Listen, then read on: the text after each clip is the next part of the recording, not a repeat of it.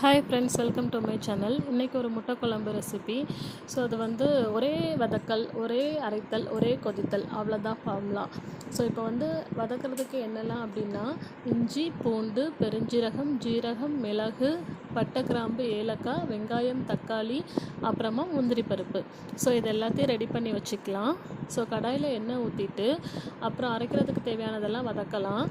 இப்போது நம்ம பெருஞ்சீரகம், ஜீரகம், மிளகு, பட்டை, கிராம்பு, ஏலக்காய், இஞ்சி, பூண்டு, வெங்காயம், தக்காளி, முந்திரி பருப்பு எல்லாத்தையும் 1 by 1 ஆட் பண்ணி வதக்கிக்கலாம். ஓகேங்களா?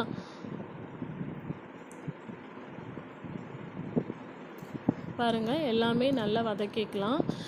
பச்சை வாடை போகிறது மட்டும் இல்லை, நல்லா வேகிற அளவுக்கே நல்லா ஃபைனாகவே வதக்கிக்கலாம். எல்லாமே சேர்த்து தான் நம்ம அரைக்க போகிறோம். தேங்காய் துருவி வச்சுக்கோங்க இடையில. ஸோ அதையும் சேர்த்து தான் நம்ம அரைக்க போகிறோம். ஒரு கைப்பிடி தேங்காய், துருவின தேங்காய் எடுத்திருக்கேன். அதையும் சேர்த்து போட்டு நல்லா வதக்கியாச்சு. வெங்காயம், தக்காளி வதங்கினதுக்கப்புறமா லாஸ்ட்டாக தேங்காயை சேர்த்துக்கோங்க. இப்போ அதை மிக்ஸி ஜாரில் ஃபைன் பேஸ்ட்டாக அரைச்சிடலாம். இப்போ கடாயில் எண்ணெய், கடுகு போட்டுட்டு அப்புறம் நம்ம வந்து குழம்புக்கு தேவையான மசாலா பொடி வச்சுருப்போம் இல்லையா, இது வீட்டிலே அரைச்ச மசாலா பொடி. ஸோ அதை வந்து கலருக்காக வந்து அந்த எண்ணெயிலே கொஞ்சம் வதக்கிட்டு அதுக்கப்புறமா நம்ம அரைச்ச பேஸ்ட்டை வந்து நம்ம ஆட் பண்ணிக்கிறோம். அப்புறம் அதில் தேவையான அளவுக்கு உப்பு சேர்த்துக்கலாம். கொஞ்சம் நல்லா வந்து கொதிக்கட்டும். ஸோ கொதித்ததுக்கப்புறமா புளி ஊற வச்சுக்கோங்க. புளியை வந்து நல்லா கரைச்சிட்டு தேவையான அளவு வந்து நம்ம இப்போ ஒரு நெல்லிக்காய் சைஸ் புளி வந்து இதுக்கு போதுமானது. ஏன்னா நம்ம தக்காளி வந்து நல்லா வதக்கி அரைச்சிருக்கோம் இல்லையா, அதோட புளிப்பு டேஸ்ட்டும் இதில் ஆட் ஆகும். அதனால் கொஞ்சமாக புளி வந்து கரைச்சி அதையும் இதோட சேர்த்துக்கலாம்.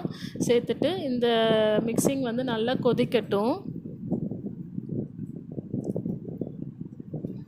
பாருங்கள், நல்லா கொதிச்சுட்டு இப்போ வந்து நம்ம குழம்பு நமக்கு தேவையான கன்சிஸ்டன்சியில் வரும்போது நம்ம வந்து இந்த முட்டையை உடச்சி 1 by 1 வந்து ஒன்றோட ஒன்று ஒட்டாமல் நம்ம தள்ளி தள்ளி உடச்சி ஊற்றிக்கலாம். ஸோ முட்டையை உடச்சி ஊற்றும்போது கவனமாக ஊற்றணும், ஏன்னா வந்து அது களைஞ்சிடக்கூடாது. பாருங்கள், இப்படி எடுத்து அதுக்கப்புறம் ஒரு 10 minutes சிம்மில் வச்சுட்டு அதுக்கப்புறமா திருப்பி போடுங்க. நான் ஒரு முட்டையை வேஸ்ட் ஆக்கிட்டேன். அது வந்து எனக்கு வந்து சரியாக வரல. மற்ற எல்லாத்தையும் கரெக்டாக திருப்பி போட்டுட்டேன்.